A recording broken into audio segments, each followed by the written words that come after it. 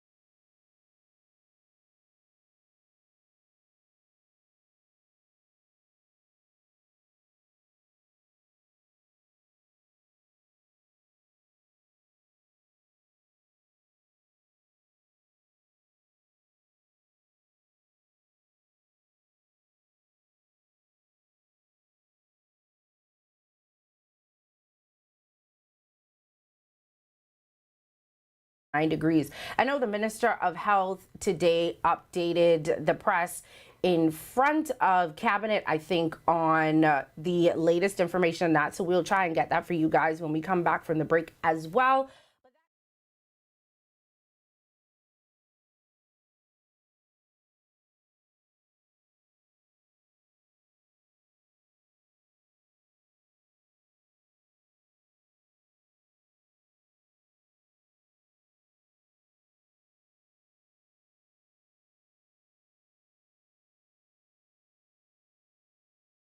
Have that information for you guys when we come back from the break. If we're back now, I'm very confused, very confused as to what is happening. happening. But we do have a full lineup for you guys. Like I said, we do have a guest that's going to be in a couple of minutes. And then after that, we're going to get into all of the good stuff that happened over the weekend. Like I said, we're going to have a good discussion on minimum wage in the Bahamas. Another person got charged with identity theft and fraud. And I want to have a conversation with you guys about what was going on with the Christian Council versus everybody over the weekend. Did y'all see that on social media? Like, it started with them releasing a statement. I don't think we ever read the statement, but they released a statement, and then it just blew up on social media. So we're going to talk about that when we come back from the break too, if we stop being sabotaged. But we'll be back right after this.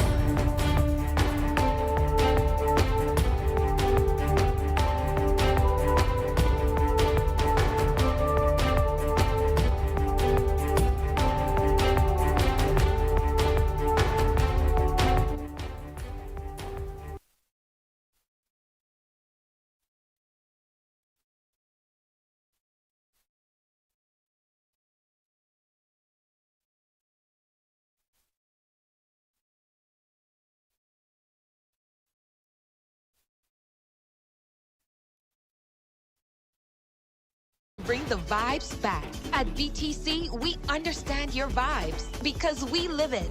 That's why we are dedicated to building a network as resilient as you, with a team of familiar faces working every day to keep you on beat.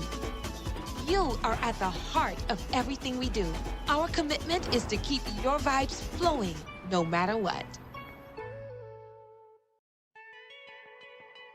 Imagine an event where entry is as effortless as a wristband scan. Calling all businesses and event organizers because selling tickets has never been smoother. With Canoe, effortlessly sell tickets online and accept payments via debit cards, credit cards, Canoe Wallet, or even Sand Dollars. From payment links to QR codes, track your sales digitally, making event organization a phenomenal experience. And that's not all. Canoe is giving you more. If you're offering food, drinks, or must-have merchandise at your event, Canoe takes it to the next level. Customers can seamlessly pay using wristbands, QR codes, or their Canoe digital wallet. No more long lines, no more waits. Just happy customers and a boost in sales. With Canoe, your event becomes a breeze. Cashless, worry-free, and simply unforgettable.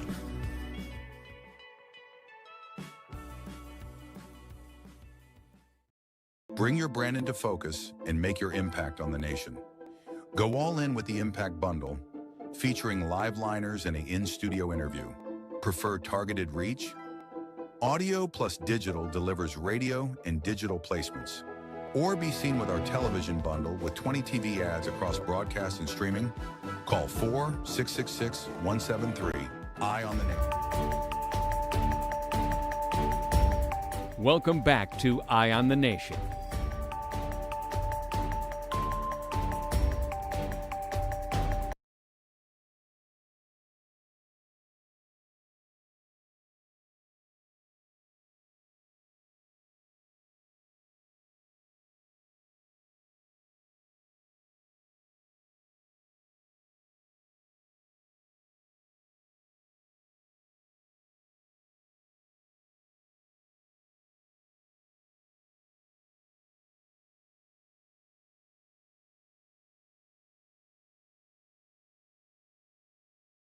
Going to be joining us in a second.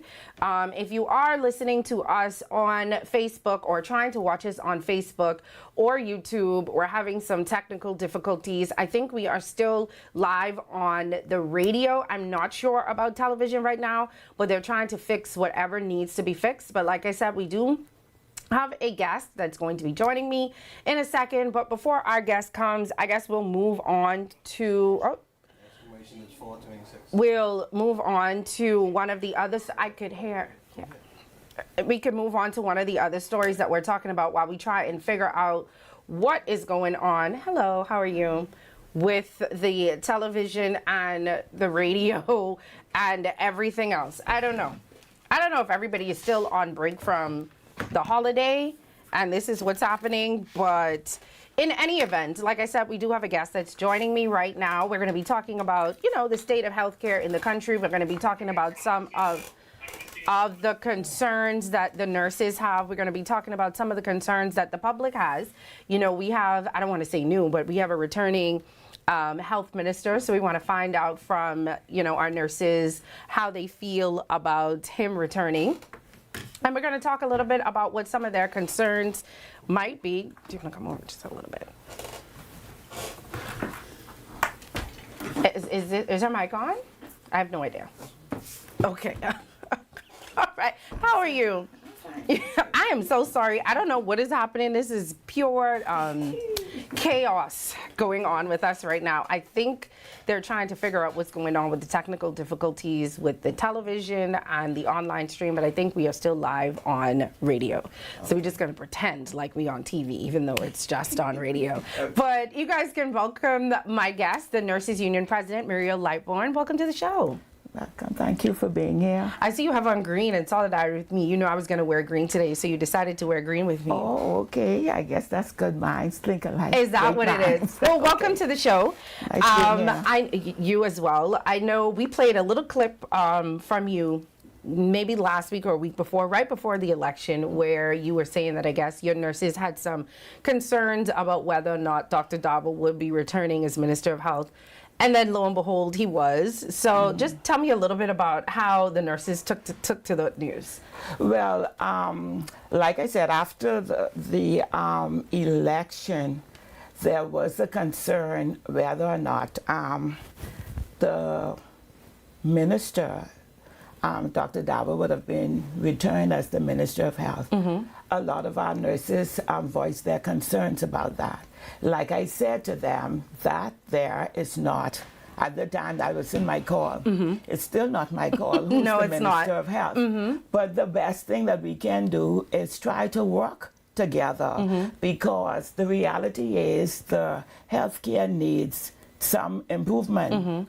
And so the best thing for us to do is to work together. If we unite as one and get things done, it will get done.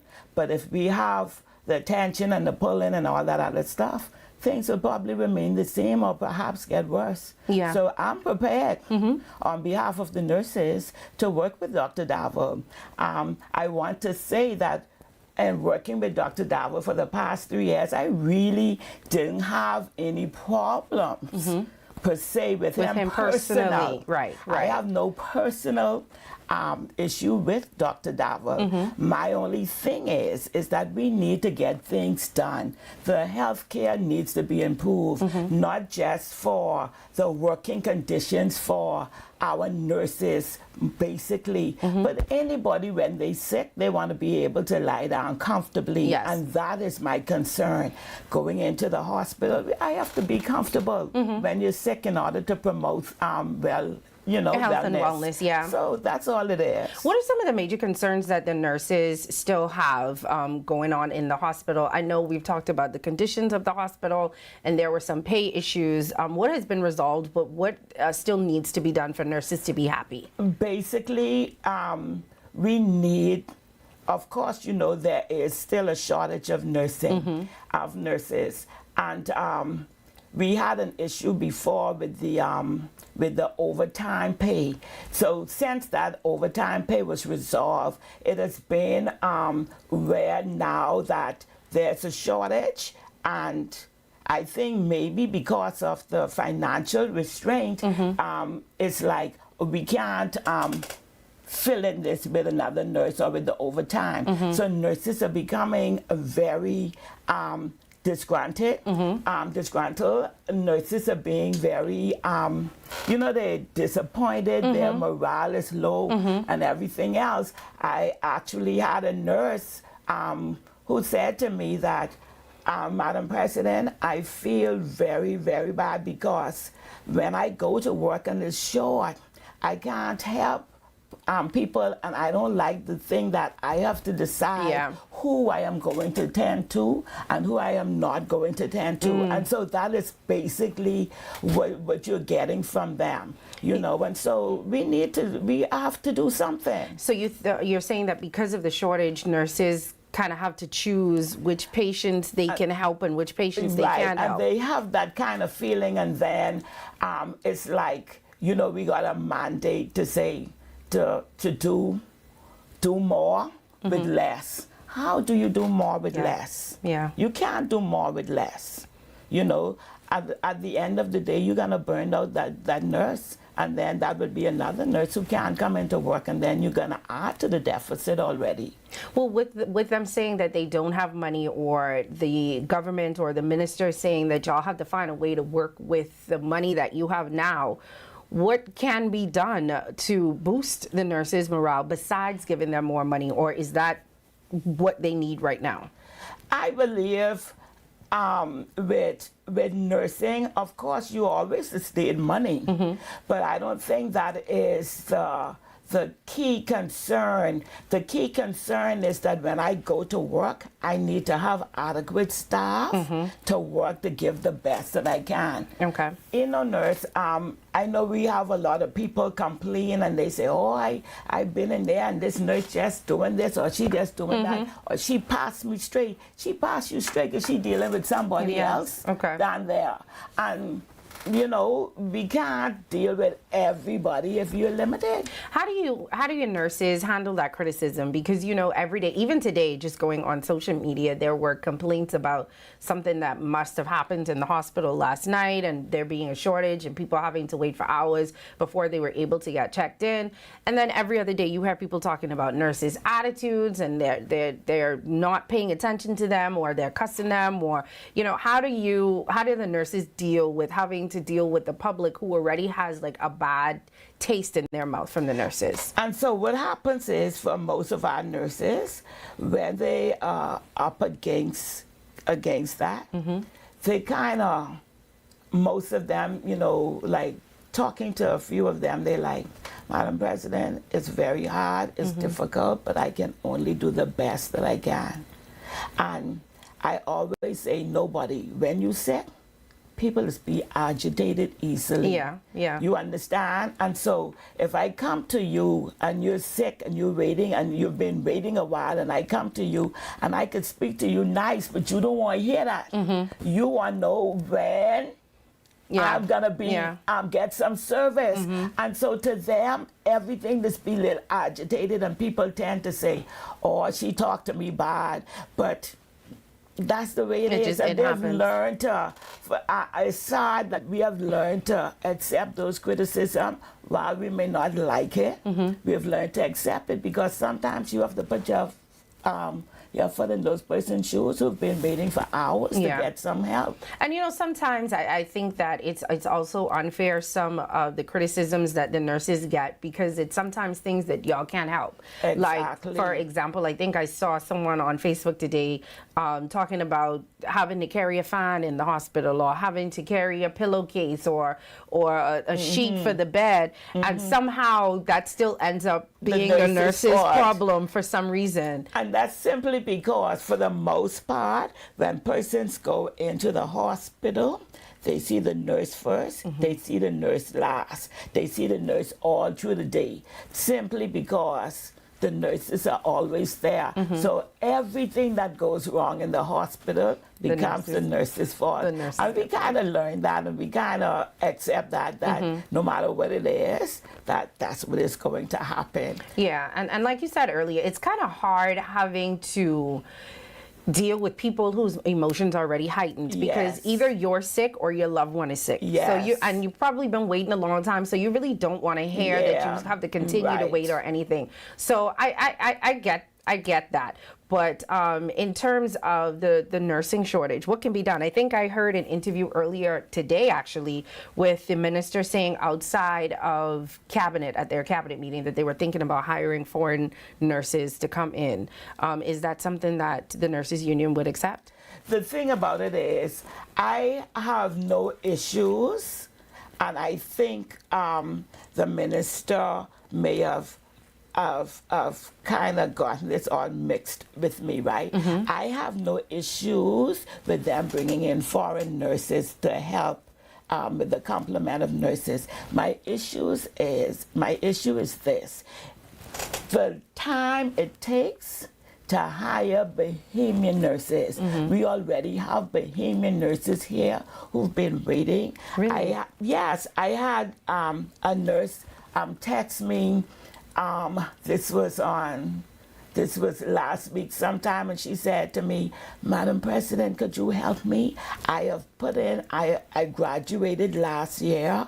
I got my license last year. I went on an interview.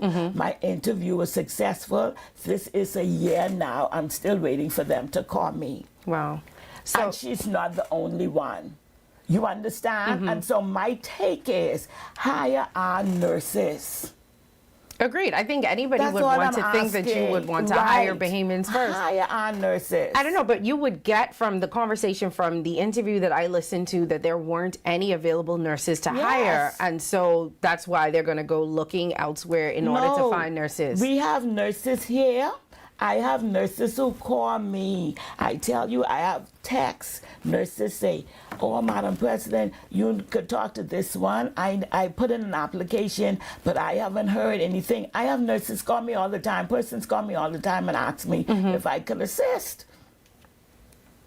And have you carried, I would assume that as the president, you have carried these names Yes. to who, and Yes. the government just nothing. Yes, we have done that. And it's just so easy. It's just so easy for foreign nurses to get hired in the Bahamas than Bahamian nurses. And I joked at one point in time, I say, man, these nurses must be need to go away and then put in their application. And then they'll be able to get hired. Application. Okay. Well, I know even though this is a minister that has been there before, has there been any follow-up meeting? Has there been any meeting with the minister since his appointment? Yes. I'm reappointed? No, not as yet. And so what I tend to do is, because I've been working diligently with our nurses and trying to get things and trying to just encourage them. As a matter of fact, I was talking to some nurses the other day, and she said, I am just leaving because this is just too much. And so this is what we fear, because nurses, like I said, it goes back to them not having the sufficient staffing, and they're like, Madam President, I'm just leaving. That's it. And you try to encourage them, and we try to sit down and say, man, come on, there gotta be this them. No, I'm tired of this. And a lot of nurses, I tell you, they say, Madam President, it really bothers me when I have this person and that person, and I can't help all of these persons. You understand? And so.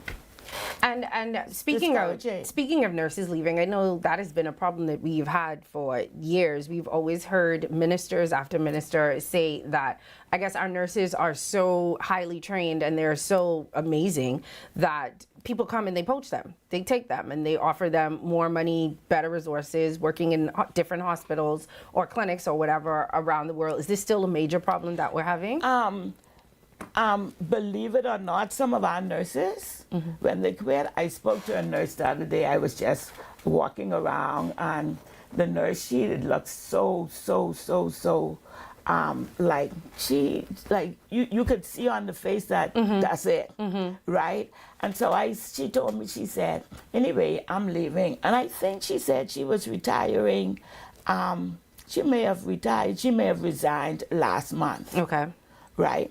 So I said to her, and she's a young nurse. So I said, why are you retiring? I said, you're going away to her? No, I'm just leaving nursing. Oh, really? So we have nurses who are resigning, but they're going into different areas because they're just frustrated. Not all of them are leaving to go to the States. They're just frustrated with nursing altogether. So what can be done, not just as the minister, because, people in the comments are saying it could also be an administration issue. What could be done to make nurses feel more comfortable or to be able to enjoy their job again, to be able to give Bahamians the level of patient care that they need and deserve? I believe we have to first have put some safety measurements in place. again, we need adequate supplies, adequate staff. Staffing is a major, major issue. Then we need the supplies. Sometimes you come to work, but you don't have what it is that you need to carry out your job. And that too is be frustrating. And then of course we have, sometimes our nurses talk about the way their supervisors treat them or the way they talk to them. You hear them say, oh, I can't take this because I'm not having nobody talk to me like I'm their child. And you hear them, some of them can't even talk to their children the way they want to talk to me, and I'm an adult. And so people look at all these things. There's a lot of other things other than just, you know, these administrative Issues, things, but it is what it is. But that's and something. you try to encourage them. Yeah. I even asked at one time, because when I first got elected as president, and I saw the amount of persons that would have resigned, I even ain't talking about retirement. One second. We're going to have to put a pause in that. We have to take a break, but we'll have more of this conversation right after this.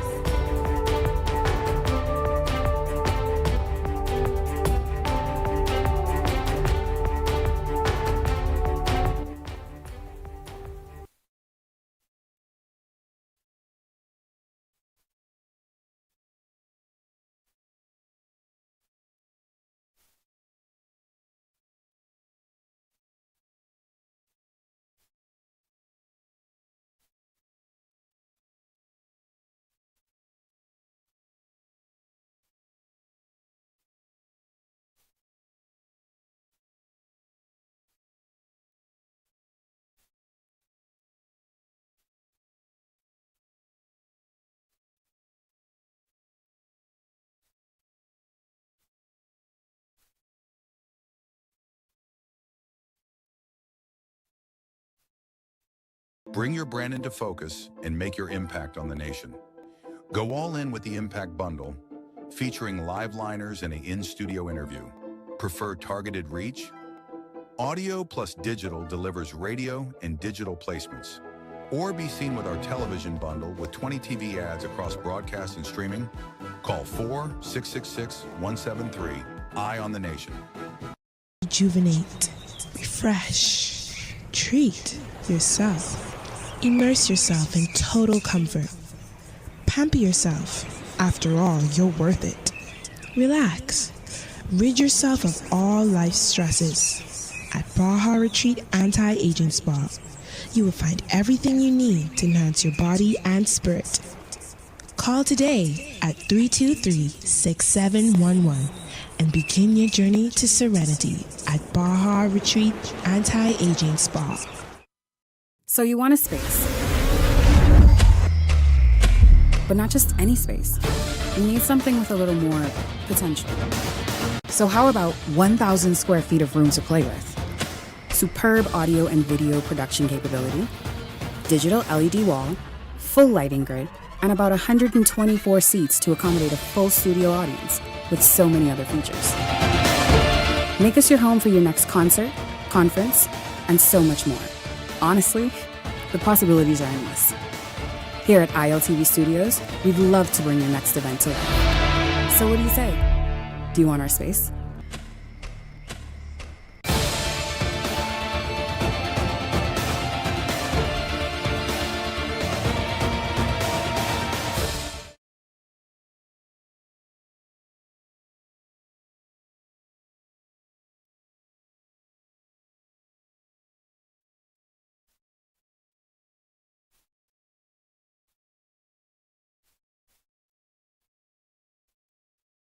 Welcome back to the show. If you're just joining us, I am joined here with the Nurses Union President, Mrs. Muriel Lightburn, and we're talking about the state of healthcare in the country and obviously what the nurses need. And during the break, we did talk about the fact that there is a Minister of State now for health, and maybe, you know, him being there can add or maybe be a buffer between you and the minister. How do you feel about that? Well, I don't know about being the buffer, I think, between me and the minister, because honestly, me personally, I don't have an issue with the minister. It's not anything My personal. conversation with the minister is purely dealing with health care and whatever issues I have. Now, with the Minister of State, I believe because of the problems that we have in healthcare, and healthcare we have a lot of issues. I think it may have been overwhelming for the minister. Himself. And so I'm hoping that with the Minister of State, it could kind of alleviate some of it. of the issues. But for me, buffering between me and him, There's no issue, I have basically. no issue with the minister. Okay, all right. I It's have not no personal. issue, no the only thing you personal want issue. is what Yes. is best for your nurses. Yes. And we were talking about that before we went to the break, and you were saying that the nurses were leaving. I asked you about nurses Yes. leaving, and you said that a lot of them actually weren't even leaving to go and find jobs Right. otherwhere. They were just leaving the profession altogether. Yes. So tell me a little bit Yes. about that. That is, I think, their experience, sometimes the experience in nursing is kind of like put a bad taste in your mouth. And so persons, when I speak to them one-on-one, if, they come to me and they say, oh, I've had it, they're like, I can't do nursing. I can't make that decision. I can't make these tough decisions that they're asking me for because of the, the shortage, and then you have to make this decision, and then it's something that they got this mandate that you have to do more with less, and how do you do that? And so they're like, I'm not even going into nursing. I'm going to find something else. And when a young nurse tells me something like that, it bothers me, because we don't want to have them discouraged. And so even when, like I was saying before we went on the break, when I first got elected and I saw the amount of nurses that resigned, and a lot of nurses that even they retired before their time prematurely. I said to the minister at one time, and the then director of nursing, maybe you need to have a sit-down conversation with these people and find out what it is, the reason for them leaving. It has to be a reason. What would you say to people who would say that nursing, like teaching, is one of those fields that you don't go into it to make money? It is probably one of the most difficult fields to get into, having to, deal with people, manage patients, manage attitudes, and of course manage the state of the hospital, which is something else that I want to get to, who say that you just have to, no matter what the condition is, a nurse should be helpful and professional at all times, and no matter what they're feeling internally about the job, they should always smile and they should always have a joyous look on their face when they speak to the patients. You sounding like you want an angel on earth, and I say, I'm only asking because I'm reading some of the comments and people, I said, I always say that nurses are God angels on earth, right? And even if we look at ourselves, we have to take things in, right? We have to look at me. I have to look at me first. If I'm working in an environment that is not conducive to me, as much as I may like what I do, I may love my job, but something will take that joy from you. Something will take that joy from you. And I can't smile every day if I'm going to work and I find out that, this patient is here, I didn't get to do what I needed to do for this patient. Or it comes to the point where I'm just doing the basic for these patients. And so you're going to find a nurse smiling, a nurse who loves her job like that. She's not going to smile about that all the time. I may go, one like me, I've worked in the profession, I've worked in the psychiatric area. I'm a psychiatric trained nurse. But listen to me, I could smile to you because I've kind of learned to adapt to some situations. So when you go into a hospital like Princess Margaret, I think it's a rat race. I call it a rat race. And you're dealing with everybody that walks through that door. Come on. It's too much. you don't have time to smile. Yeah. You Yeah. understand? Because you have everybody comes through that door. I said, Princess Margaret is the gateway to healthcare. Whether that person comes in there and that person has to be transferred to one of those wards, or that person has to be transferred to Sandilands Hospital, everybody comes through.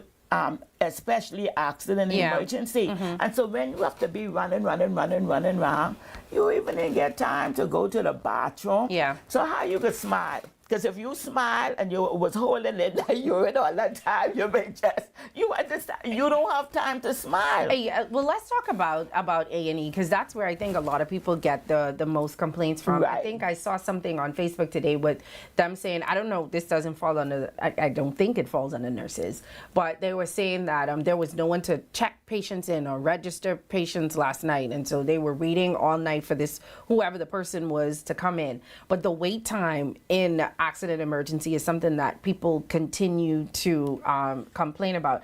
Can you say what causes it to be 5, 6, 7, 8, 9, 10 hours? Some people say even after they get past that, they're in the hallway on For a a gurney, long time. yeah, for a very long time. Can you speak to what the cause of that could be? You know what I always said, accident and emergency has been misrepresented for a long time. Okay. When they first had accident and emergency, it was primarily for just what it is, accident and emergency.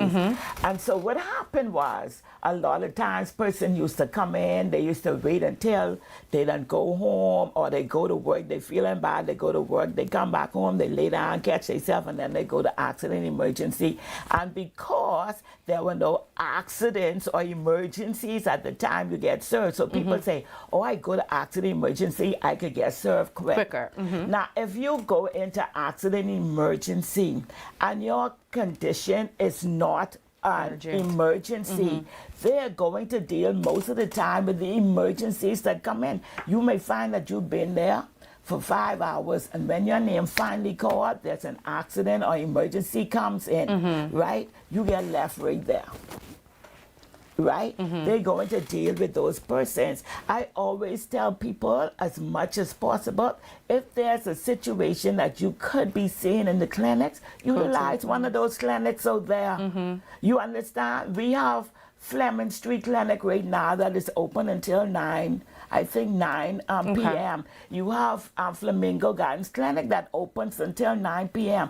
Utilize one of those clinics, and if there is a chance that you have to go to accident emergency, at least you would have gotten the first care, and then when you go to accident emergency on a referral, your wait won't be so long. Now those clinics take you at any time. I know sometimes clinics you have to go on certain hours because certain hours are certain things like healthy baby hour, whatever it is. Yeah, but when you have an emergency, you can go to any of the clinics. Those clinics are there.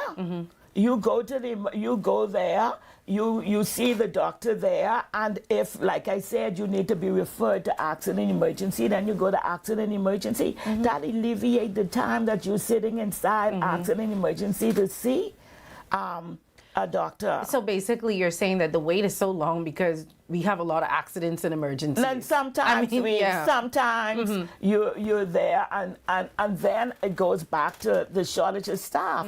But a lot of people don't understand. They say, oh, I've been waiting so long again, and the nurse just walking past me. But you realize that the nurse can't see you until the doctor sees you. And a lot of people don't understand that.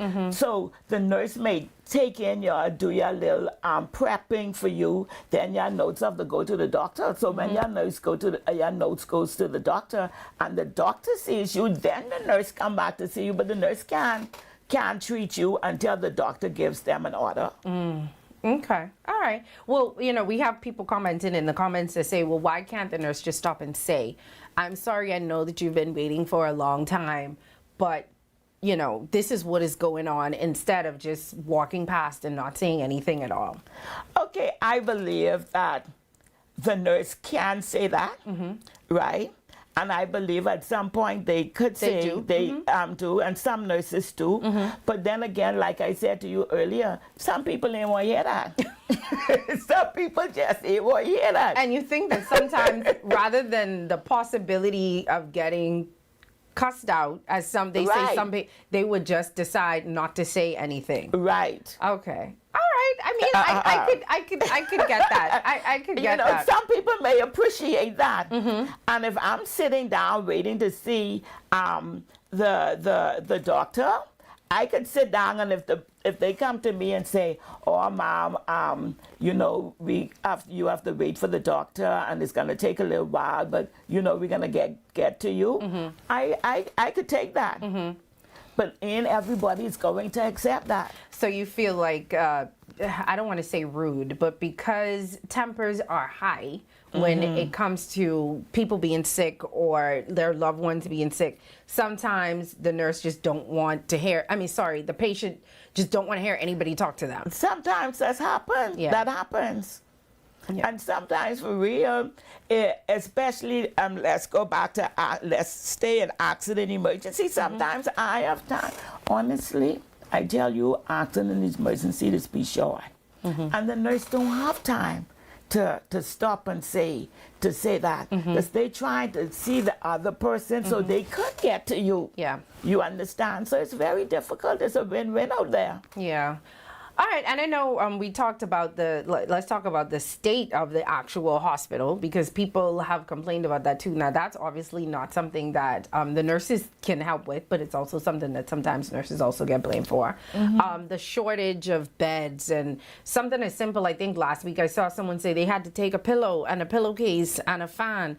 But I think people also don't appreciate that the room is hot, but nurses also have to work in these conditions as well. Exactly. When the bathroom isn't working, or the elevator isn't working, or the air conditioner isn't working.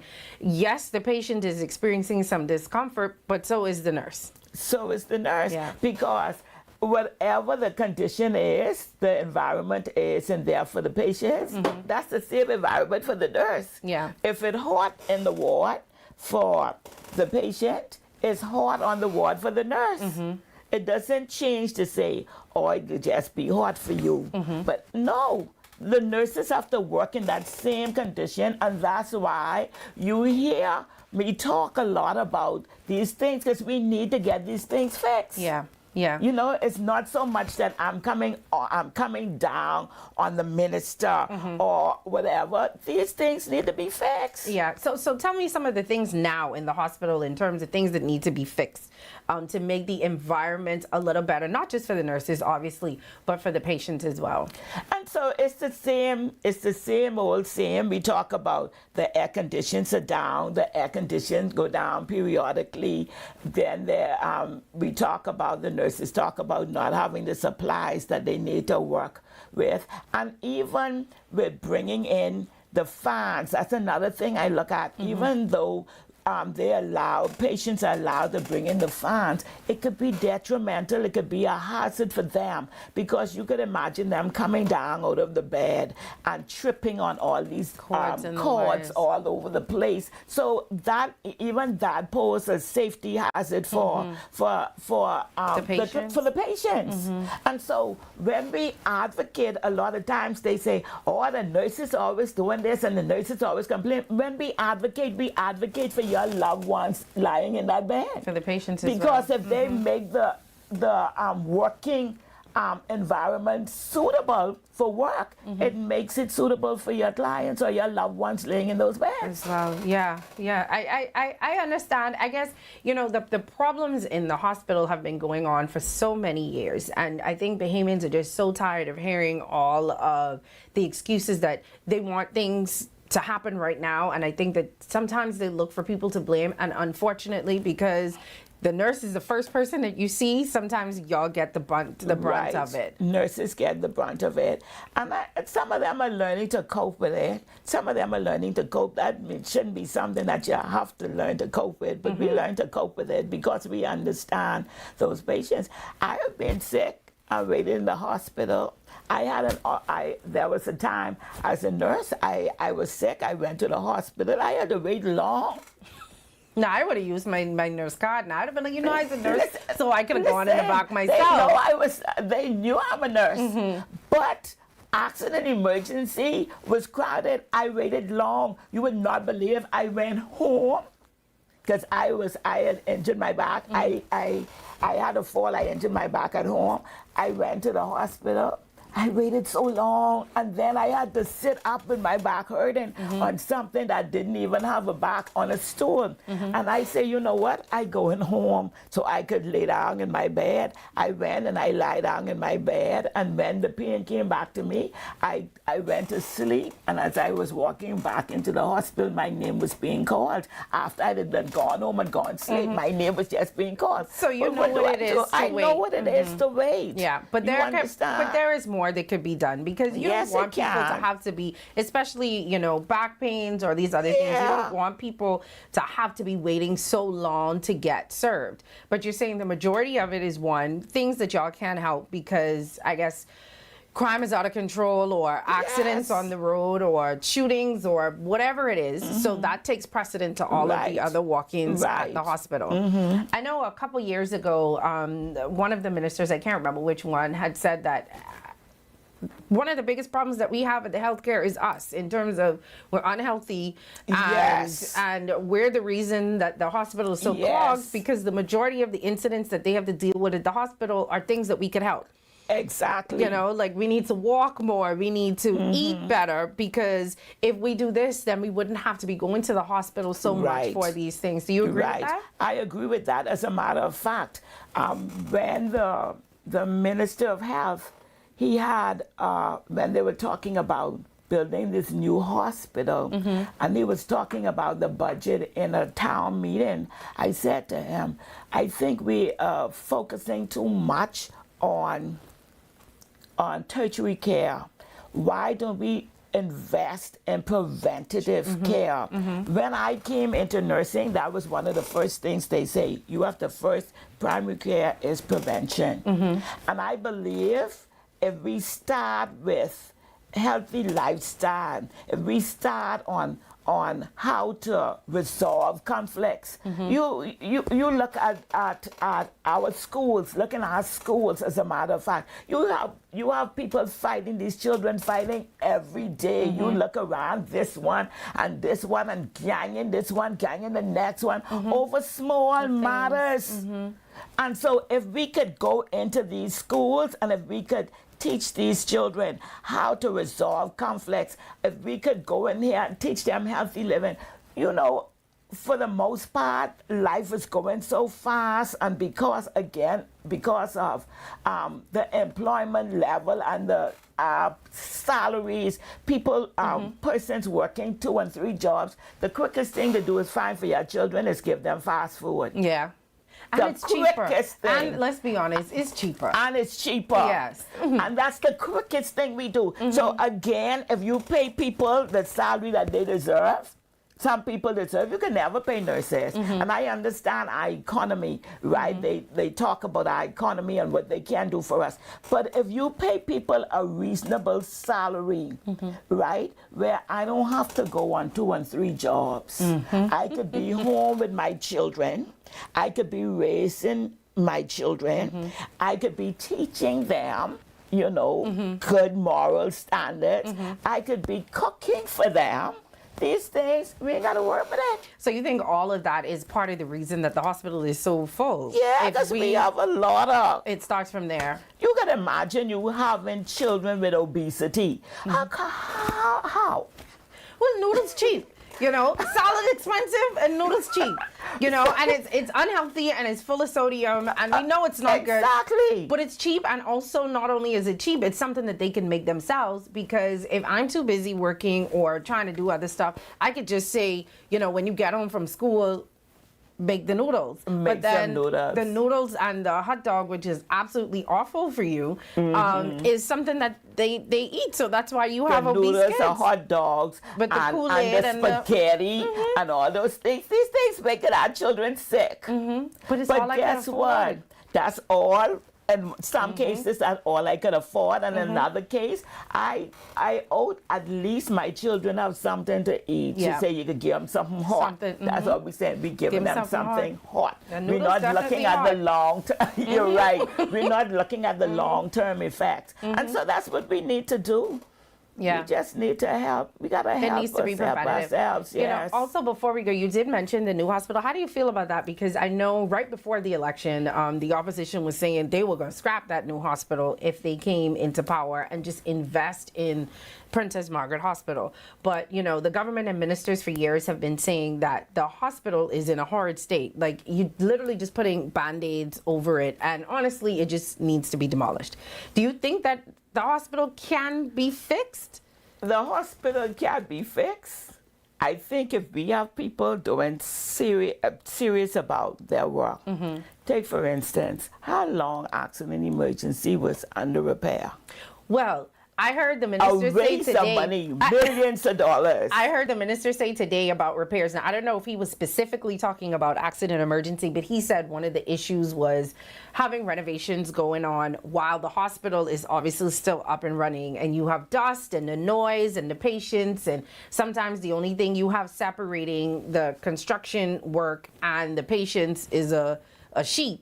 And so something that was supposed to take you smiling, I only tell you what he said, something that was supposed to take 2 years ended up taking 4.5 years because it was hard trying to balance the construction with patient care. Man, you believe that? I only Listen to what I know.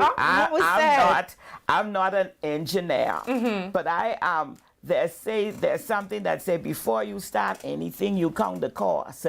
You have to count the cost. And I'm sure when you were talking about these renovations, you knew all of these things was put in place. Yeah. Right? So you know that. So whoever is your contractor, right? He knows that I have to do this at this amount of time. This is what I have to put in place to resolve this matter, to prevent this from going on, that from going on. Come on. I'm an engineer. I know, right? Take, for instance, I think we need to stop, because even if you look at the clinic and Dr. Dowell, he knows me so good. He say, Madam President, I know that Palmetto Point Clinic is your baby, right? That's where my family's from, Palmetto Point. Palmetto Point, okay. I got elected in January of 23, right? Just before the Labor Day parade, I had to go down to Eleuthera because there was an incident at the clinic in 23, in June of 23. There was an incident in the clinic. That clinic, when they had called me to talk about that clinic, I had not been to that clinic before. So I'm thinking that I go into a clinic.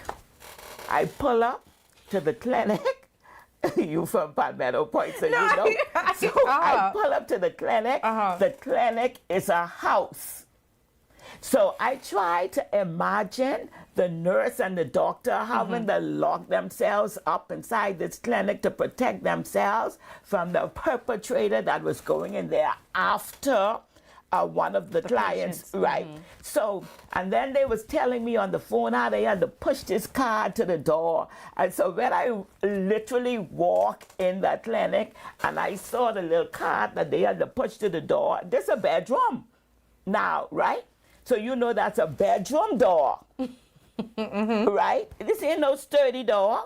So only God kept them from that person bursting that door open and attacking them. And so from June of 2023, you know that clinic is still in that house today.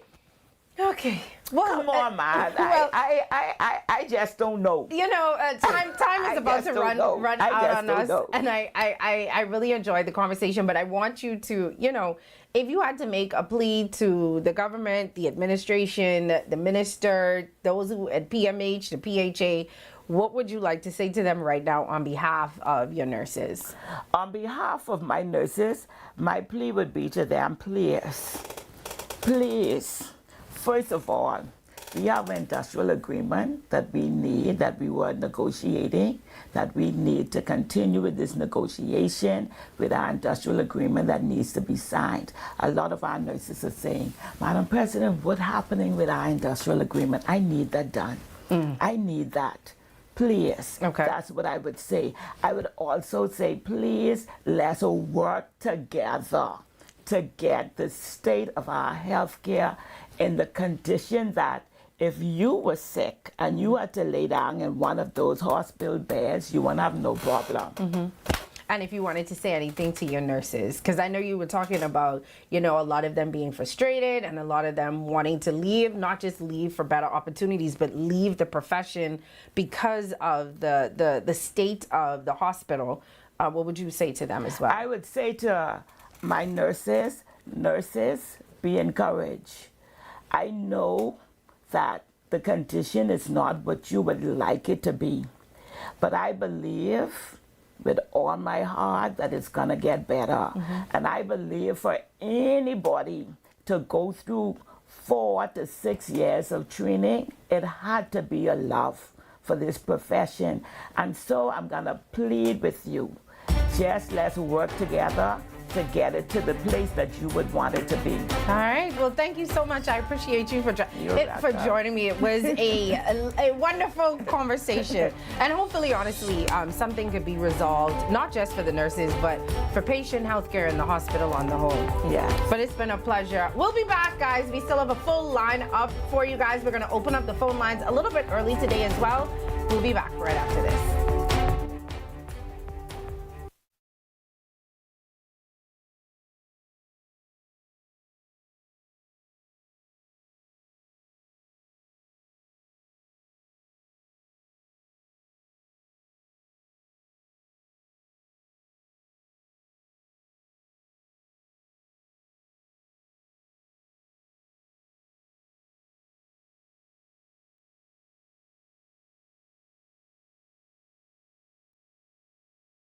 Vibes is resilience in motion. So even when things go out of sync, we do what it takes to bring the vibes back. At VTC, we understand your vibes because we live it. That's why we are dedicated to building a network as resilient as you, with a team of familiar faces working every day to keep you on beat. You are at the heart of everything we do. Our commitment is to keep your vibes flowing, no matter what. Bring your brand into focus and make your impact on the nation. Go all in with the Impact Bundle, featuring live liners and an in-studio interview. Prefer targeted reach? Audio plus digital delivers radio and digital placements. Or be seen with our television bundle with 20 TV ads across broadcast and streaming. Call 4-666-173, Eye on the Nation. Imagine an event where entry is as effortless as a wristband scan. Calling all businesses and event organizers because selling tickets has never been smoother. With Canoe, effortlessly sell tickets online and accept payments via debit cards, credit cards, Canoe Wallet, or even Sand Dollars. From payment links to QR codes, track your sales digitally, making event organization a phenomenal experience. And that's not all. Canoe is giving you more. If you're offering food, drinks, or must-have merchandise at your event, Canoe takes it to the next level. Customers can seamlessly pay using wristbands, QR codes, or their Canoe digital wallet. No more long lines, no more waits. Just happy customers and a boost in sales. With Canoe, your event becomes a breeze. Cashless, worry-free, and simply unforgettable.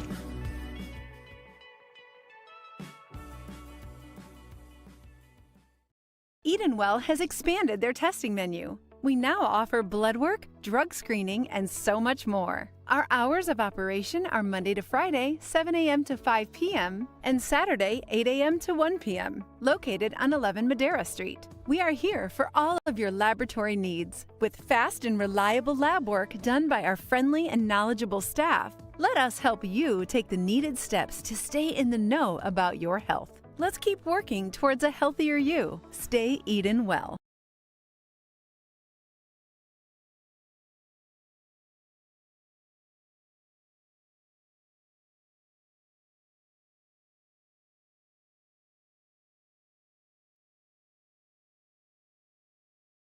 It's time for Quick Draw. Get out your tickets now. We're playing Quick 2, 3, and 4. Good luck!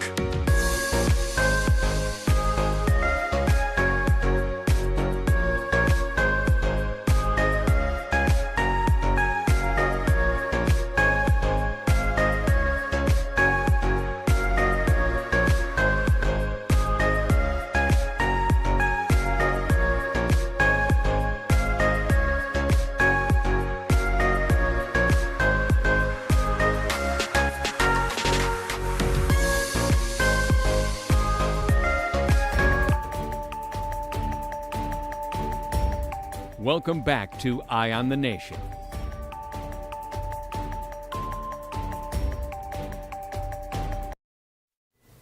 Welcome back to Eye on the Nation. I'm Sandy Brown. And don't forget that with Canoe, Bahamian businesses can access their funds right at home, enjoy faster payouts, process payments 24/7, and move money at your convenience. Bahamian business owners can expect payments online with Canoe. Explore Canoe's API and invoicing features to get paid locally and internationally. Canoe is a Bahamian fintech helping local merchants accept payments fast and easy. Canoe also empowers entrepreneurs to get paid quickly and to grow.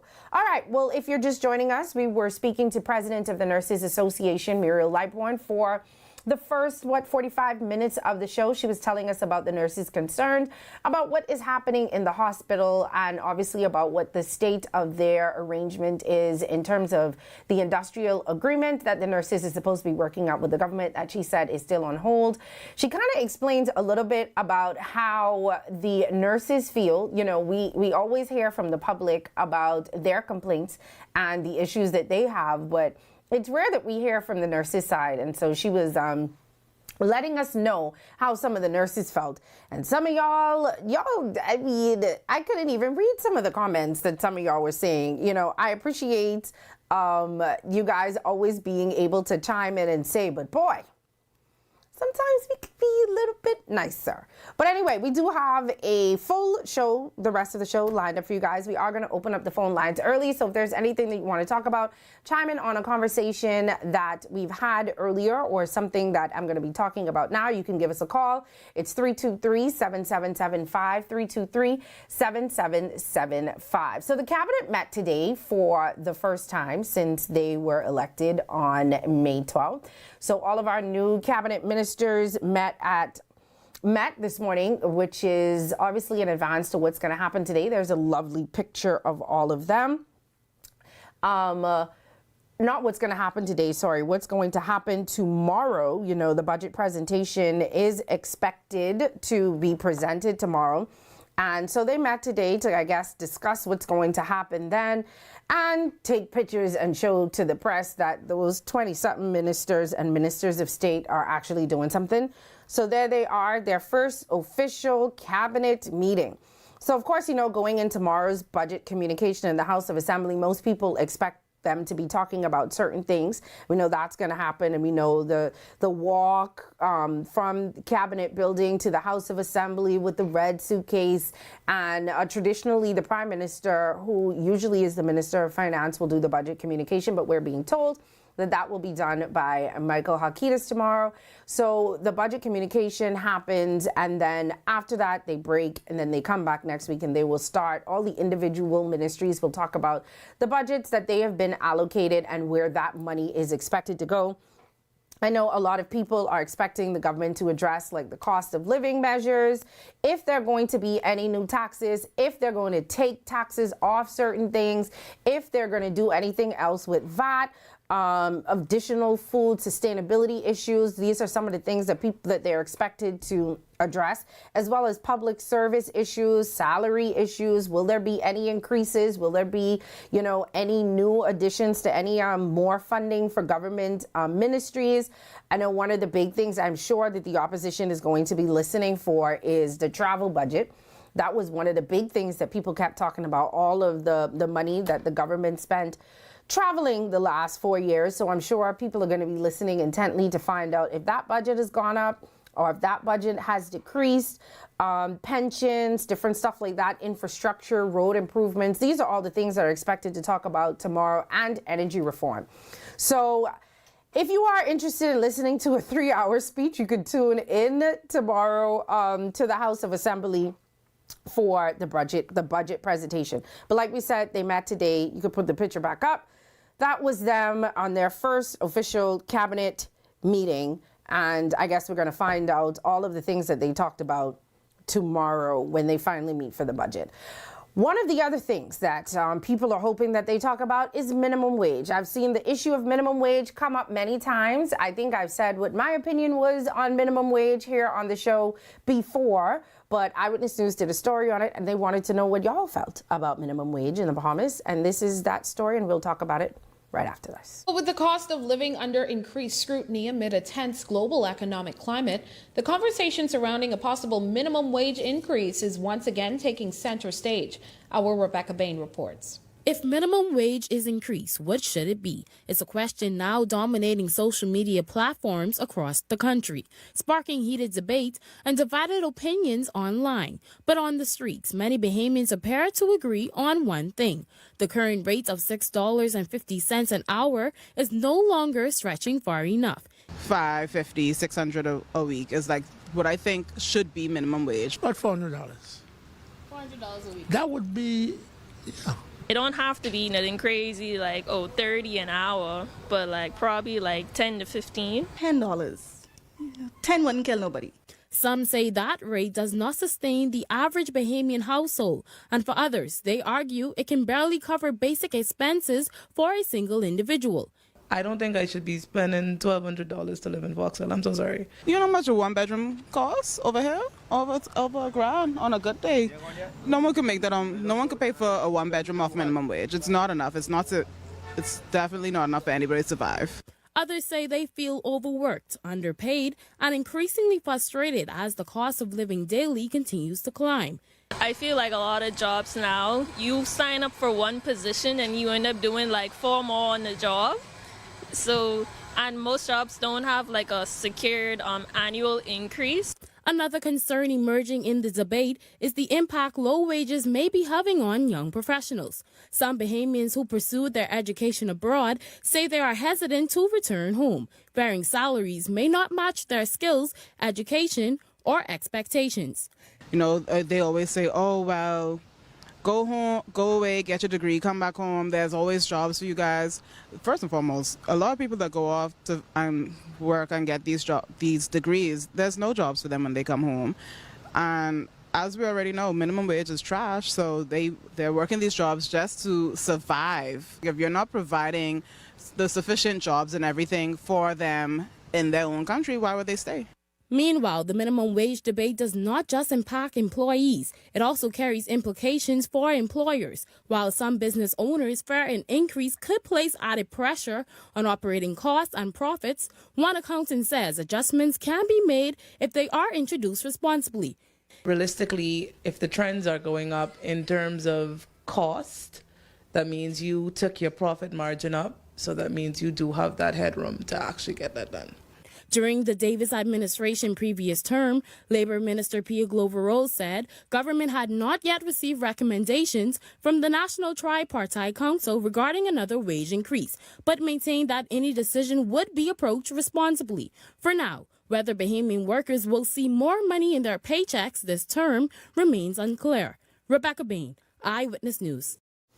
Now, while I do agree that $260 is not enough for anybody to continue to live on, it's definitely not a livable wage. I kind of feel that with minimum wage, that shouldn't be the focus, because I think that minimum wage is supposed to be for people who are just starting out. You know, I don't think minimum wage jobs are supposed to be jobs for people who are taking care of families to have. So I don't want us to be so dependent on raising minimum wage, thinking that it's going to make such a big difference when I think those are only supposed to be entry-level jobs that are supposed to be getting minimum wage. And then another issue with the minimum wage raising too is a lot of these businesses are saying that they just cannot afford to pay people anymore for these entry-level positions. And so if the minimum wage does increase, they're going to have to let people go because they're not making enough money to pay the increase to the maybe 3 or 4 people that they have working with. So a lot of small businesses obviously are against minimum wage. I think what we should be focusing on is decreasing VAT somehow, decreasing the cost of living in this country. Even the nurses president who was on just now was talking about how expensive it is to buy groceries, which is why we end up eating terribly, which is why we end up with all of these comorbidities and all of these health issues, which is why we end up in the hospital, because everything honestly goes back to your cost of living. You heard people in the report just now talk about how expensive it is to pay rent in certain areas. They want $3,000 for an efficiency in Fox Hill. Not knocking Fox Hill, but there's no way I should be paying that much for that apartment. So these are the things that I think the government should be tackling. Electricity costs. I don't care how much they talk about the price of electricity going down. It is still too much compared to other countries in the region. We need to be talking more about solar and focusing on that. Food prices, customs duties, VAT, these are the things that I'm hoping that they talk about in the budget tomorrow. Interesting show, Sonny. Where's your other half? He'll be back tomorrow. He'll tell y'all what happened with him today and why he didn't come today. But y'all can give us a call if y'all want to join in on the conversation. It's 323-7775, 323-7775. Let me know, do you think minimum wage should be... Job producer being messy. If you think minimum wage should be increased, yes or no, you can let us know in your comments. You can give us a call, 323-7775. Before we jump to the phone lines, this was also a story that people were talking about this morning because it kind of happened last year and then it kind of dragged on and we finally are understanding what happened.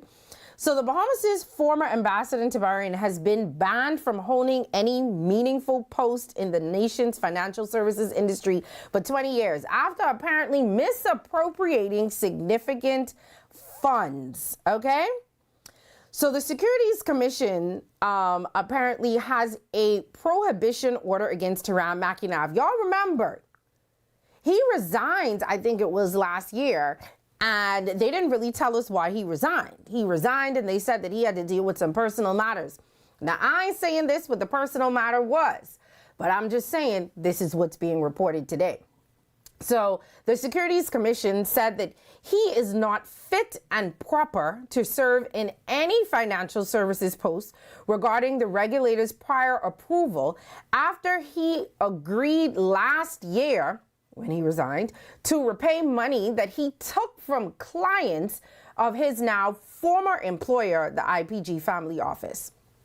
So apparently Mr. Mackey, who resigned from his position as the government-appointed director at the BISX-listed Banks of the Bahamas after agreeing to repay, did not deny the misappropriation claims levied against him. He only challenged apparently how much money. Now, they haven't told us how much money he misappropriated. Misappropriated is a fancy way of saying he took the people money and he did other things with it that he wasn't supposed to do with it. Now, I'm not saying he spent the people money on personal stuff. I don't know. He misappropriated the people's funds. We just don't know how much money he misappropriated. But he agreed that he did misappropriate these funds and was supposed to pay back, and he has not paid back. Now, it is unclear whether he could face some sort of police probe or have any possible criminal charges over the client's funds misappropriation. The value of the money, like I said, also was not disclosed in the Securities Commission order. And some sources suggested that the culprit himself may not know the figure. Now, come on now. Y'all trying to tell me he allegedly, well, he didn't allegedly misappropriate. He said he did. But y'all trying to tell me he don't know how much money he moved? Or misappropriated? Let me don't say move. Let me use the words that they use. He don't know how much money he misappropriated? Anyway, so the regulator's disclosure kind of confirms why Mr. Mackey suddenly stepped down from both his diplomatic post and the Bank of the Bahamas directorship between Christmas and New Year's of last year with little to no explanation. The only thing they told us was, quote, "I have made this decision to focus on resolving a private matter," end quote, he said in a statement at that time. So back then, one of the local dailies had said that he had resigned over misappropriation of client funds, but it could not be confirmed because nobody wanted to speak on the record. But now the Securities Commission has put this out, and so now we know what is happening. So I guess we'll have to wait and see if any statement is going to be released from the government. I don't think they're going to say anything because he did step down. Maybe people would have been happier if he was fired instead of giving him an opportunity to step down after he allegedly misappropriated these clients' funds. I don't know. But that ends the speculation and all of the, I guess, controversy that was surrounding him stepping down.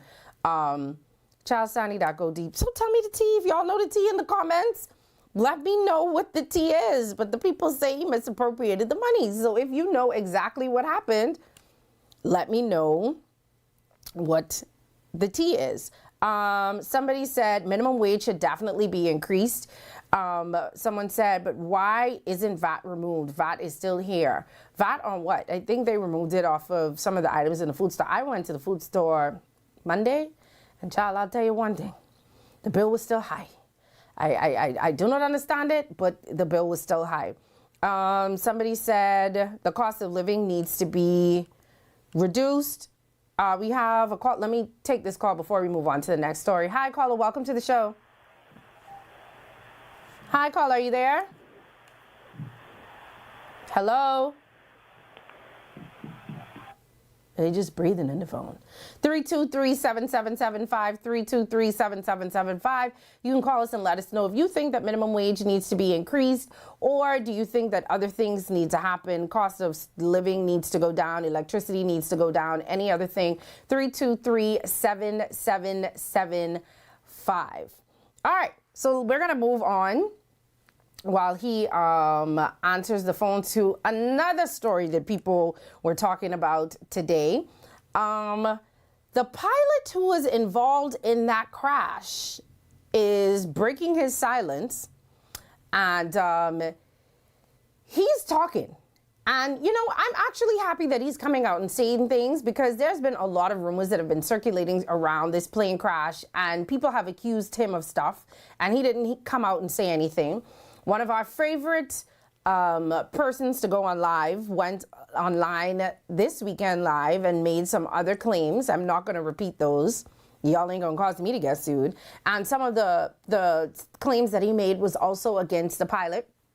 And so the pilot did an interview with one of the local dailies, and he pretty much said, y'all stop playing with him. He had nothing to do with what happened. He said he is not working for the DEA. He said he did not intentionally crash the plane. He said none of that is true. We're going to get to that story in a second. We do have some callers on the phone. Hi, caller. Welcome to the show. Hello. Hi. How are you? I'm good. How are you? Wonderful. Yeah, I had an experience the other day where they had taken VAT of food. And I went to this place where I, every now and again, get some hot tea. And with the VAT off, do you know, they went up straight across the board, $3. You know, on the item. A lot of people are saying that after they took VAT off, that a lot of the stores just added it into the price. And so if it was, let's just say, $3 with VAT, they took the VAT off and then just increased the price to $3. So you're not the first person that I've heard actually say that. Yes. And so what we are experiencing in this country boils down to greed from the merchants. And the government needs to step in. I agree. I don't disagree. I feel like it's something that you should talk to your member of parliament about. That's why they're there, you know. I think people don't know that they're supposed to be advocating on your behalf in the House of Assembly, not just grilling Jills. You're supposed to go to them with your concerns and the concerns of the constituency, and they're supposed to speak on your behalf in the House. Yeah, and that tells me that when they were collecting VAT on behalf of the government, they were not giving the government all. And so they missed that money. So you feel like they weren't giving the money to the government, No, and so now they just gone up because they was quote unquote allegedly. They want to retrieve that which the government said don't pay no more. Yeah. So they want to replace that and continue to collect the amount of monies that they've been collecting over the years. And it's wrong. Yeah, I agree with you. It is wrong. But thank you, caller. All right, 323-7775, 323-7775. You can call us and let us know. Someone said, VAT off what? Because here on the family, eggs, still $8. Rice is almost $9. I wouldn't even start on meat. Someone else said, Sani, the members of parliament there, but they really don't be there. These MPs' office done closed. No, man. They ain't closed yet. Election just gone. They closed already? Really? Anyway, let me continue to go with this. We're going back to the phones? All right. Hi, caller. Welcome to the show. Hello? Hi, you there? Yes. Hi, how are you? So, I'm good, thank you. I'm just want to talk about the VAT situation. Let's get clarity. Do merchants or these big businesses, are they still required to pay VAT on imports? I think they are, and they're also still required to pay VAT on like the other stuff. So like the cost of electricity, all the other stuff that they use, they still have to pay VAT on. And so, one can say that while I'm not, pro merchant and price gouging, one can say that they still have to cover certain bills. I'm sorry, I didn't hear you. I said, while one person can say that, I'm an apologist for the merchant, are we saying that they're not supposed to be able to pay their bills still? Well, see, this is what they're arguing about. And I know one of the major food stores even said that there's about to be a price increase because of this situation, because they're saying that they still have to pay VAT on certain things and they're not getting their money back. They're not getting the money back from VAT to give to the government. So now they have to give extra money to the government for VAT for the other things. And so they're saying that there are going to have to be some price increases because they don't want to swallow whatever the cost is of that they would have to lose taking the VAT off the other stuff. Okay. Thank you for that. No problem. Someone say, I ain't gonna tell y'all what I can't read some of these comments, but that is what's happening. That is what some people are saying is happening. They go in the stores, and even though VAT has come off the items have increased, and the items have increased because the people in the food stores them say they still have to pay VAT on certain things. They still have to run a business, and the government took it off, which is the same argument what people are talking about with minimum wage. If they do increase minimum wage, a lot of people are saying, business owners are saying, y'all could increase the minimum wage and force me to pay this person more, but now I'm gonna have to lay off some people to be able to afford to pay this person more, or go up on the cost of my items to be able to pay this person more because I'm still struggling too. There are a lot of small businesses that are barely making it, that are literally living not paycheck to paycheck, but they are living off of the money that they get, the little bit of money, and they cannot afford, according to them, to pay people more. Hi, caller, welcome to the show. How are you? I'm good. How are you? You hit the nail right on the head, Sonny. I was about to mention that as well. Well, there are a couple of things with all the fees small businesses have to pay, small and medium-sized businesses. A couple of things will happen. Like you say, the minimum wage could be increased, right? But I'm speaking from the flip side of it. You have a lot of the younger demographics, right? The productivity is low. They don't come to work. They call out consistently, impacting these small businesses, right? But notwithstanding all of that, if it is increasing, the government moves to that, you kind of hit the nail directly on the head. What's going to happen is persons are going to get laid off, and you're going to find that positions are going to get rolled up into one, and persons who are doing the output and giving more productivity, because there's going to be an expectation for the outputs to increase. So businesses are going to get creative to find ways to recoup that money. And so it has a positive and has a negative effect. But I think some good research should be done in reference to the minimum wage increase, I do agree with persons the cost of living is very high. Yeah. But it's not as simple as just moving the needle and say these increase. It has to be, data has to be taken, it has to be done holistically, and then the expectation has to be met if small businesses are going to be paying out these amounts to persons. These days, I have I look at resumes almost every day, and the quality of I'll leave it at that. The quality that's being outputted, it leaves a lot to be desired. You're not the first person that I've heard say that. I've seen business owners posting on social media. I have friends who are business owners who talked about how the hiring process is so difficult. Like, a lot of people are just not qualified. And, a lot of it is for these minimum wage jobs, but they sometimes are, I'm trying to find a nice way to say, they sometimes ain't even worth the 260. Because, that's why I was trying to reserve my comments too, and not to be too rude. But sometimes you can't even get them to fill out a basic form. Yeah. Right. Yeah, I've heard the stories. It's a challenge. We're at the point now. I have to go through the National Training Agency to at least to get some trained young people from the customer service end. Yeah. All right, thank you, Carla. We have to take a break. The phone lines is still open. I would love to continue this conversation. 323-7775, 323-7775. We'll be back right after this.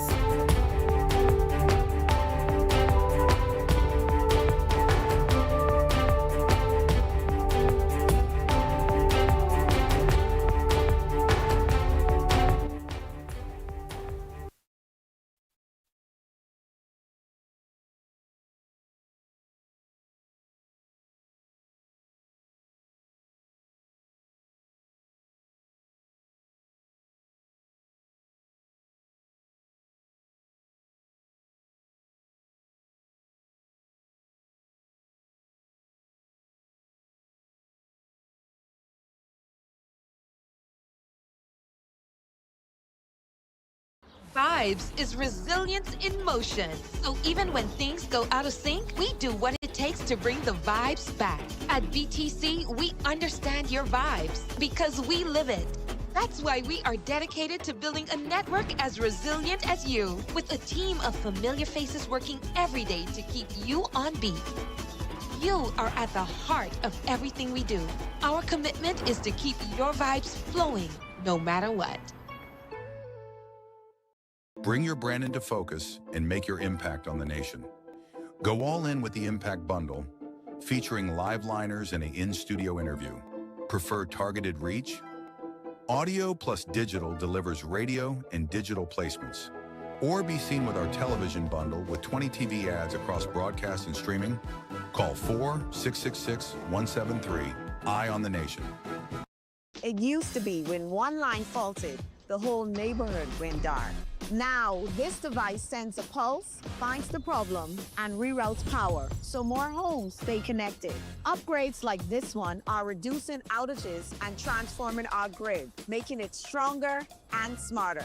That means more reliable power, lower operating costs, and lower bills. Instead of short-term patches or temporary fixes, we're building a modern new grid.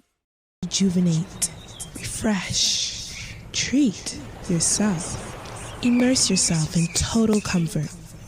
Pamper yourself. After all, you're worth it. Relax.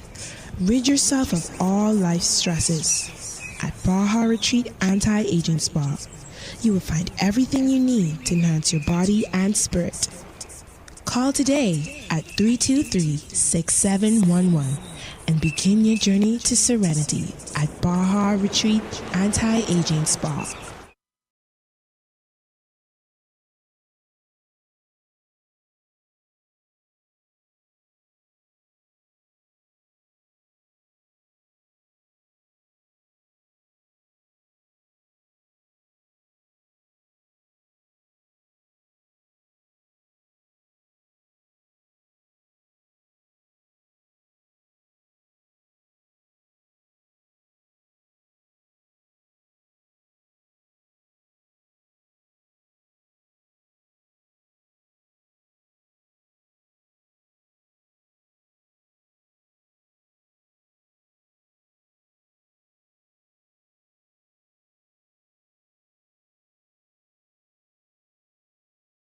Time for Quick Draw.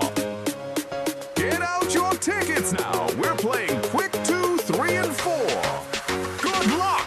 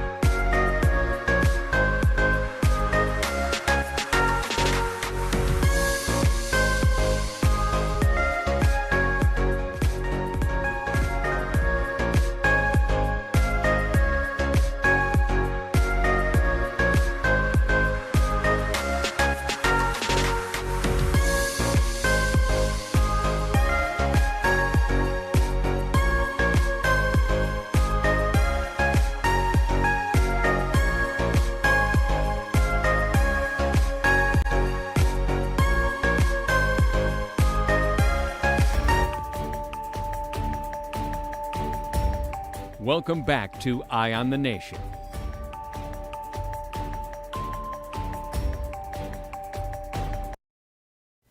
Welcome back to Eye on the Nation. I'm Sani Brown. We do have some people waiting on the phone line, so I guess we'll jump back into that before we get into the rest of these stories. You can give us a call, too, at 323-7775, 323-7775. We're talking minimum wage. And should minimum wage be increased? Hi, caller. Welcome to the show.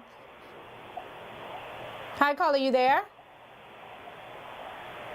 Hello? Okay, I think that they're there. Hi, caller. Welcome to the show. Hello, good day. Good day. How are you? I'm okay. How are you? I'm good, thanks. I'm calling to play a little bit of devil's advocate for you. Mm-hmm. Go ahead.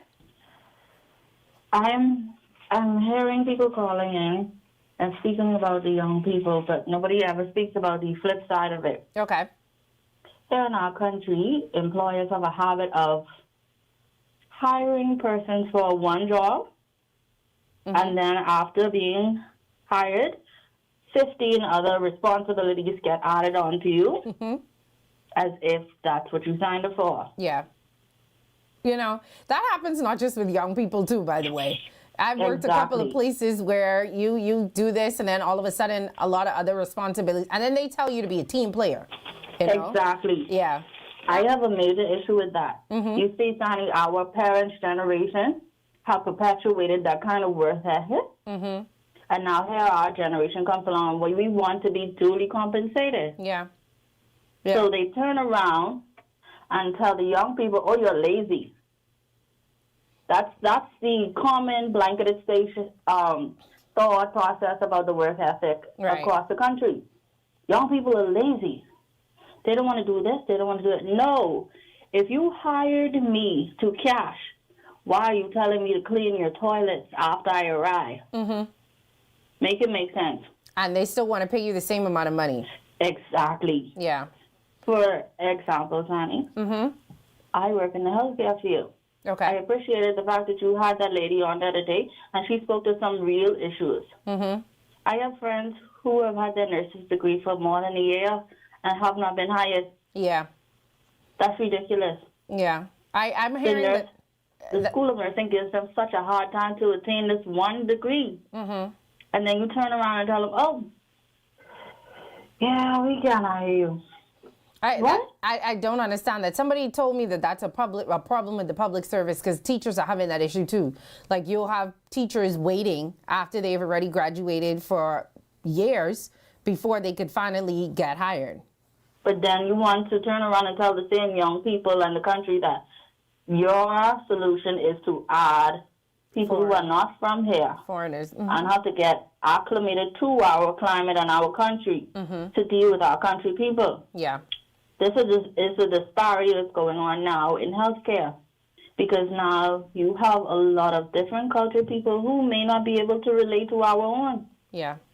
Some of our people do not feel safe allowing different cultures to deal with them. You don't think Bahamians want other nurses of other ethnicities? Sonny, I work in healthcare. I watch our people's face. It becomes off-putting to them when you see, say, they're from a certain Polynesian country, and they start talking to someone from their country in a different language over a patient.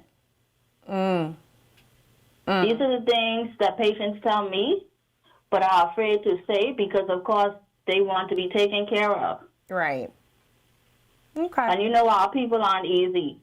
So when they complain a little and then, say, a Filipino starts talking to another Filipino in their language, of course they're going to feel some type of way.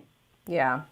All right. Well, thank you for calling. That was you gave us a lot to think about. Yes. Thank you. Somebody in our comments actually also agrees. Yeah, you can give us a call to join the conversation, 323-7775, 323-7775. I understand what you're saying about small businesses, Sani, 100%. But you also have those owners who are just greedy and currently don't pay you for what you're worth based on your positions or your skill regardless. I absolutely agree with that as well. You do have people who are going to take advantage of your workers. You do. But I've also heard the complaint that the other caller said, that there just aren't a lot of qualified people that that they're hiring. And then the people who are not qualified that they're hiring want to be paid an exorbitant amount of money that they are not worth. So I guess there are different sides to it. We'll see what the conversation is, if it is even something that comes up in the budget tomorrow. Back to the comment, someone said, in most cases, the foreigners offer better service and customer care than Bahamians. Now, I can't say that because, let me knock on everything. I've never had any incidences where I had to go to the hospital, except obviously when I gave birth. And at that time, I had a Bahamian nurse and she was amazing. That was also 18 years ago. So I can't say that, but that's what somebody is saying in the comments. Someone else said, my point, my old job, I used to cash, cook, clean, and stock, only to be making $4.90 every 2 weeks. Every 2 weeks? Every 2 weeks? That's crazy. And I've heard people say that. I've heard people say that they go on these jobs and they make them do this stuff. I have a story, I ain't gonna tell you all who, but somebody who I know who's very close had a son that was working at one of the food stores as a packer. And you know they don't pay them, so you have to tip. But they would have the packers stocking the shelves at the end of the night. And so when they were supposed to get off, they can't leave because they're inside stocking the shelves, which is not a part of their job, which is not something that they're getting paid for, but they're taking advantage of them. So I get it when y'all say that they ask people to do things that are not in their job description. I don't know what can be done. There needs to be some way that you can be able to find a balance, I guess, to figure out whether or not some of these people are actually taking advantage or whether we have enough qualified people working here. Like I said, I have friends who had to hire a hiring agency because every time she interviewed somebody who thought that they were qualified for the job, they weren't. And the amount of money that they are asking for people with no qualifications is absolutely ridiculous. And a lot of people still, whether you believe it or not, don't know how to fill out a resume, don't know how to fill out an application form. Anyway, 323-7773, 323-7773. You can join the conversation. Let us know what you feel about minimum wage. Should it be increased? Is it like the business owners are saying and people just aren't qualified so they don't want to pay them? Or are business owners taking advantage of quote unquote cheap labor and making people do more than what they're supposed to do? Someone said some folks may not meet the full expectations, but once given the chance, they supersede all expectations, which is true, which is why attitude is very important too. And any HR professional will tell you that as well. Sometimes the person may not have everything, but they have something, and the something is what gets them hired and they can do on the job training. And we want people to be qualified, but those that are don't come back home. That is also true. You want the people to be qualified, but a lot of Bahamians go off to school and never come back because you don't want somebody or someone doesn't want to have a bachelor's degree or a master's degree and making $20,000, $30,000 a year. To them, it just doesn't make any sense. Anyway, before we jump back to the phone lines, don't forget 323-7775, 323-7775. I did want to talk about this pilot and tell y'all what he said, because a lot of people had a lot of speculation that was going on with him, and he came out. His name is Ian Nixon. I'm going to call his name. I didn't call his name before because I didn't want to be a part of the speculation, but I'm calling his name now because he say it ain't me. Don't mix me up. I did not set this man up, and I am not a DEA snitch. I'm not working for them. It was all an accident. So this is what he said. And this is in quotes, I was never working for the DEA, never in my life, not currently ever. So the 43-year-old father, this is the guy, the pilot, by the way, who was at the controls election day when that plane crashed carrying drug smuggling kingpin Jonathan Gardner. He has denied categorically. That was what he said. Categorically, it was not me. He is not an informant for the United States Drug Agency, for the DEA. We going back to the call, phones, or should I finish? Go to the phone. Okay. Hi, caller. Welcome to the show. Hi, Sonny. How are you? I'm good. How are you? I am well. I want to piggyback on the issue with the children being hired as passing boys as supervisors. I didn't call the police. What? But I call them. I didn't call the police. They have child labor going on there. Okay. The children will come in after school. They will put in their hours. As a matter of fact, they have a schedule for them as if they're employed by them. They have a schedule. They have to meet the scheduled time. At the end of the evening, they are required to do putback, shelving, help clean up all of these things, and they lock them in the store until it's done. And sometimes it runs over like 10 p.m. at night, 10:30. You can imagine now, these same children have to do homework, have to do all this stuff. They're working to try to help their parents, and this is what they're faced with. And in some instances, when the parents come and they complain, they fire the children. Yeah, that's what happened to the person who I know, because the parents said that they were waiting outside, and it was like 10 o'clock, and so they went to the door, and they were like, oh, they can't leave because they have to put the stuff back on the shelf. And the parent was like, absolutely not. Give me my son. And they fired them because of that. They're not employed, and this needs to be addressed. This has been going on for too long. Yeah. Ruth and Roberts is getting away with this. No, I ain't calling They need to pay these children a salary if they want to treat them as employees. I agree. I agree. The Minister of Labor needs to look into this. I agree. I know what you're saying is true because somebody told me that exact same story. All right, thank you, caller. Hi, caller. Welcome to the show. Hello. Hi, how are you? Yes, this Shani? Yes, ma'am. But she can't hear me then. What I got to say? No, I can hear you. You got to turn your radio down or your TV down. Okay. Then they stop it. Let me tell you. The hospital the nurses ain't supposed to get 25 cents. Oh, jeez. My son was in the hospital. Yes, ma'am. And they had hot water for a week. Yeah. Well, I mean, but do they supposed to get nothing? No, but I mean, yes, ma'am. Be like the other people. The shit. Oh, okay. Well, mom was upset. So we apologize. But what I wanted to say was, I don't think this is the conversation that I brought up with the nurse when she was here. I don't think no hot water in the hospital is the nurse's fault. And sometimes we blame the nurses for things that they can't help. And that wouldn't be a nurse problem. And but I could tell that mom is upset. But, you know, you can't cuss. Don't cuss, okay? Castro's cut you off. Hi, caller. Welcome to the show. Hi, Sonny. Hi, how are you? I'm good. Giving a view on the passing children. Okay. The parents need to stop sending them to work to be responsible for building the house and their own kids. Yeah. Well, I know the person who I know, when they found out, because every night they were like, why is my son coming home at this hour when the food store closes at this hour? And they went and they were told by whoever the supervisor was on the time that they couldn't leave until they restocked the shelves. And the person was like, absolutely not. Like, they're not getting paid for that. That's not their job. Y'all have people hired here who get paid to do that. And they took their son and they fired him because of it.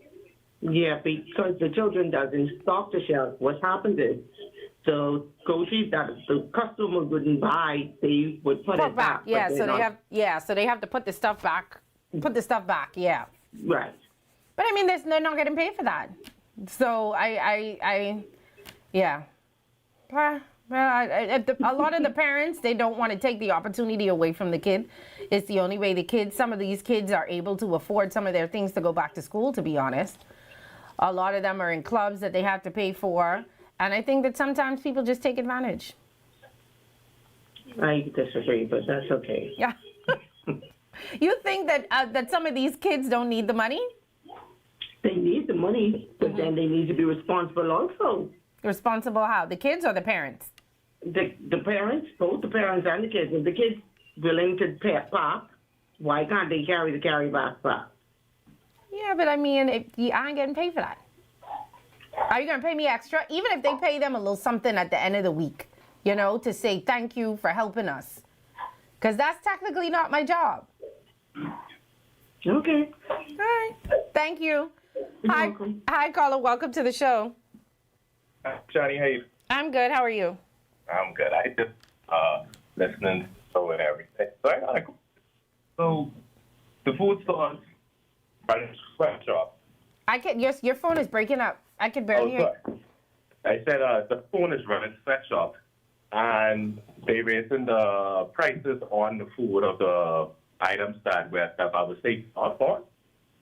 Mm-hmm. I mean, that's crazy because don't stores and businesses, don't they get or have the ability to get VAT returns or input returns? Yeah, but what they're saying is the money that they still have to pay out a lot VAT on other stuff that is not VAT free. Okay. So they still have to pay VAT on electricity. They still have to pay. They're saying they still have to pay VAT when they import the things into the country. So they're still paying out, but they're not getting enough money back to pay the government back. So a lot of them are saying that they have to swallow the cost. But wasn't always the case before VAT got taken off those items? That what?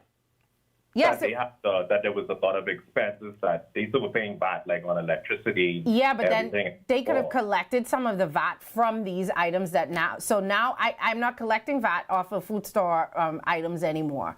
So now I can't add that to the money that I have to give to the government. So they're saying they have to go and get it from somewhere else, which is why a lot of them are saying they have to increase their prices. Or things that used to be $2 with VAT are still $2, even though the VAT's not there.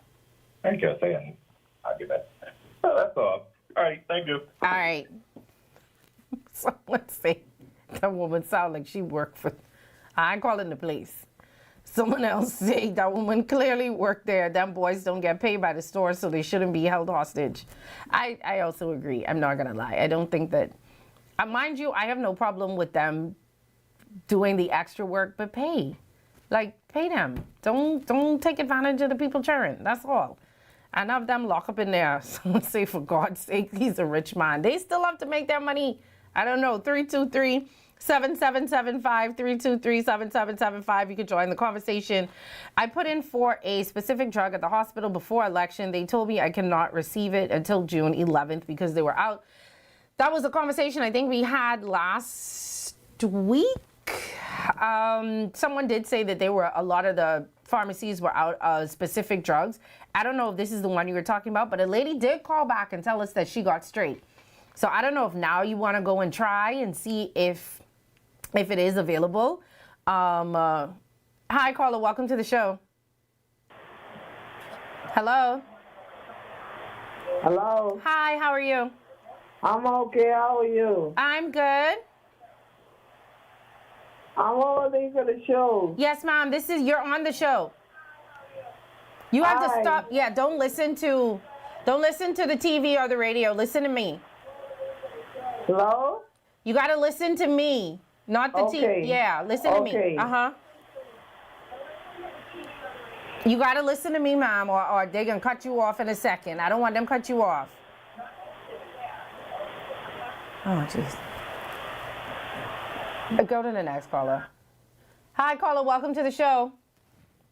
Good day. Hi, how are you? I have a few statements to make. Okay. First one in regards to VAT. VAT never belonged to store owners. It was supposed to be collected and turned over to the government. Yes, ma'am. So saying that you have to increase the cost of a price because you're no longer collecting VAT is actually illegal. And to be honest, a lot of these stores probably aren't turning over the VAT to the government. And in regards to the healthcare system, I would like people to actually start making payments on their bills. Because as someone who works in healthcare, yes, we actually demand a whole lot but give nothing. We cannot expect our system to ever become world class and top without the materials and the tools. People laugh at PMH and make jokes at it, but they pay $0. And I'm talking from the brokest person to the person who have a nice job. Yeah. They feel as if healthcare is free. That's not the case. Public healthcare is supposed to be affordable. Not free. And reachable for all. Not free. Nothing in life is free. Okay. I don't disagree with you. That's something that I have heard people say before, that Bahamians are not paying their bills. And you can't expect the hospital to get fixed without the money. You can't fix the hospital without the money, and y'all ain't giving the people the hospital. So what do you think is going to happen? So I have heard that argument before. Thank you very much. All right. Thank you. Someone said, with all due respect, they don't have to allow the packing boys in the store to pack. That is just a courtesy. Yeah, but they also don't pay them. We pay them. So why? Okay. Hi, caller. Welcome to the show. Hi, caller. You there? Hi, caller. Welcome to the show. Hi, I'm calling about the parking boys. Yes, Mom. I am with you 100%. Because those parking boys don't get a salary, and they always have them in a position where they have to put back stuff and clean up before they can leave the store. Years ago, my son used to do it. He wanted to pack. He wanted to make that little extra $1 just to put in his pocket for lunch or whatever. He didn't have to do it, but he felt like he wanted to be independent. Yeah. But they used to lock him in the store and tell him he can't come out. Trust me, people bags that he was carrying would tip him. And some people, you walk to their car, even back then, walk to their house, and they tell you, oh, sorry, sweetie, I don't have anything. I'm not gonna lie. Once or twice, I was like, I paid with a card. But some of the stores now, I get, they allow you to do cash back. So I'll add like $5 on so I could tip them. But I do try to tip. I do try to tip them because I have family members who were in high school and was packing, and that's how they used to buy. You know, when they go out on the weekend with their friends or want to be a little independent, they would have their own money in their pockets. But I don't think. So that's why I think the store owners should be giving them a little stipend or something. Yeah. Even if it isn't called a salary, a little stipend to say, we appreciate you putting back the stuff and cleaning up afterwards.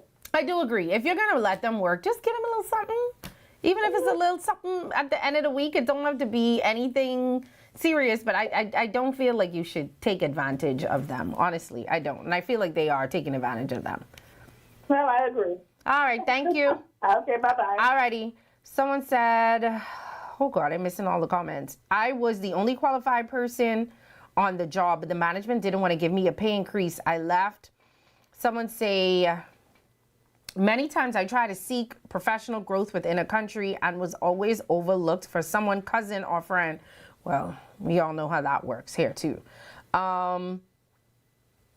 It is what they do. It got to a point where my application was even blocked when I got started. So I when I got tired and started applying out of the country. Someone else said, yes, Bahamians want free health care. They don't want to pay. The caller is correct. 323-7775. We still have a few more minutes left. 323-7775. Most Bahamians are willing to pay, but when you're on the line and you see Haitians not paying, you know what? I've heard that argument where they say they ain't paying, so I don't have to pay. I get that, but one don't have to do with the next, though. Like, you know you owe the people. Pay the people. Just pay the people. I mean, you can't complain about the state of the healthcare and then you go and you take advantage and you don't pay at the hospital. I also agree with that. You can't expect, just pay. The store owners should never increase the price on items. Please report them to price control. I absolutely agree. Is price control actually going to do something? That's another story, but I do agree. If y'all feel like the items went up in a particular store and it shouldn't have, call price control. The food store runs. Hi. Ooh. Hello. Hi, caller. Hey. Hi. How you doing? That day, Johnny, they catch me off guard. They catch me off guard just now. But listen to me. I called today. Uh-huh. Concerning the parking boys. I was a parking boy one time too, right? Uh-huh. Now, I don't know if that's something they just started, but parking boys, them got to do the shelf thing. Uh-huh. But they always up fellas with us wait the shelf. Mm-hmm.